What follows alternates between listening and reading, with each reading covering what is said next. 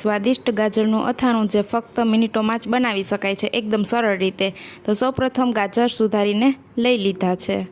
અહીંયા ગાજર સુધાર્યા બાદ આપણે ધોઈ લીધા છે એકદમ સરસ ગાજરને। હવે નાખશું લસણની પેસ્ટ, ત્યારબાદ નાખશું નમક સ્વાદ અનુસાર, ત્યારબાદ નાખશું લાલ મરચું પાવડર તીખાસ પ્રમાણે, તમારે જેટલા તીખા કરવા હોય એ પ્રમાણે નાખી શકો છો। કલર માટે નાખ્યું છે કાશ્મીરી લાલ મરચું પાવડર, ધાણા જીરું પાવડર અને નાખી છે ઝીણી સુધારીને ધાણા ભાજી।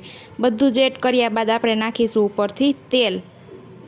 હવે કરી લેશું એકદમ સરસ મિક્સ।